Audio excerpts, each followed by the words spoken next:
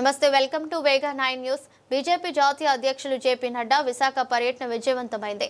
55 రోజుల పాటు సాగిన సారథ్య యాత్ర ముగింపు సభ విజయవంతమైంది। ఆంధ్రప్రదేశ్లో పార్టీ బలోపేతం దిశగా నిర్దేశం చేశారు। కూటమి ప్రభుత్వ పథకాలు ప్రజల్లోకి తీసుకెళ్లాల్సిన బాధ్యత ప్రతి ఒక్కరి మీద ఉందని తెలిపారు। ప్రతిపక్ష ఓటు బ్యాంకు 39% ఉంది, దాన్ని ఎలా సాధించడం కోసం దృష్టి పెట్టాలని హితవు పలికారు। పార్లమెంట్ సభ్యులు పాక సత్యనారాయణ నేను సంయుక్తంగా జీఎస్టీ తగ్గింపు ధరలో తగ్గుదల, స్వదేశీ వస్తు వినియోగం, ఆత్మ నిర్భర్ భారత్ తదితర అంశాల మీద అవగాహన కార్యక్రమాలు చేపడతామన్నారు।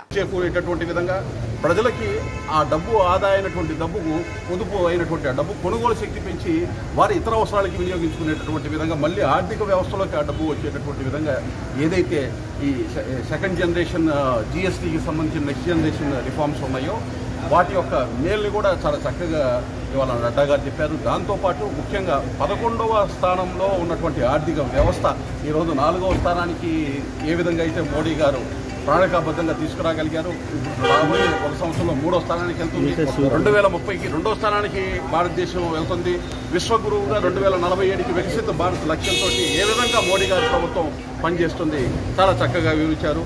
అలాగే సత్యకుమార్ గారు ఇక్కడ రాష్ట్ర ఆరోగ్య శాఖ మంత్రి, అలాగే కేంద్ర మంత్రి శ్రీనివాస్ వర్మ గారు, అలాగే పార్లమెంట్ సభ్యులు, శాసనసభ్యులు, ఎమ్మెల్సీలు, నాతో పాటు ఏదైతే 20 సూత్రాల కార్యక్రమాలకు చైర్మన్గా నాతో పాటు కార్పొరేషన్ చైర్మన్ ఇంకొంతమంది ఉన్నారు, వారు కూడా అందరూ కూడా హాజరు కావడం జరిగింది।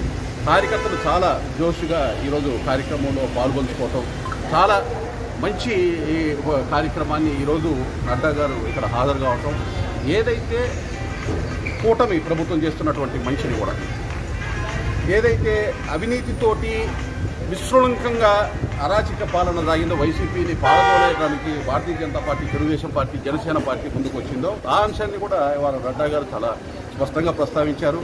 ముఖ్యంగా విశాఖపట్నంలో ఇవాళ ఇక్కడ ఈ కార్యక్రమం పెట్టడం మనందరికీ తెలుసు। గతంలో విశాఖపట్నం గోడుగుండు చేశారు వైఎస్ జగన్మోహన్ రెడ్డి గారు।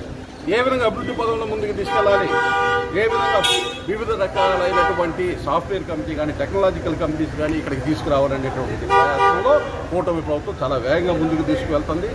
అభివృద్ధి ఫలాన్ని ప్రజలకు అందించేటటువంటి దిశగా ఉండాలని, అదేవిధంగా ప్రతిపక్షం దగ్గర ఉన్నటువంటి ఓట్ షేర్ని మనం ఏ విధంగా రాబట్టుకోవాలనేటటువంటి విధంగా కూడా ముఖ్యంగా బీజేపీ ఏ విధంగా బలోపేతం కావాలి, ప్రతిపక్షం దగ్గర ఉన్నటువంటి ఓటు కూటమి దగ్గర కాకుండా ప్రతిపక్షం దగ్గర ఉన్న ఓటుని మన వైపు ఎలా తెచ్చుకోవాలనే దాని మీద ఏ విధంగా బలోపేతం అవ్వాలనే దాని మీద కూడా దశ నిర్దేశము పదాధికారుల సమావేశంలో కూడా నడ్డా గారు ఈరోజు ఇవ్వడం జరిగింది। చాలా చక్కగా కార్యక్రమం జరిగింది। ప్రింట్ అండ్ ఎలక్ట్రానిక్ మీడియా వారు కూడా బాగా సహకరించారు, అందరూ కూడా ఈ కార్యక్రమానికి సంబంధించి అందరికీ ధన్యవాదాలు।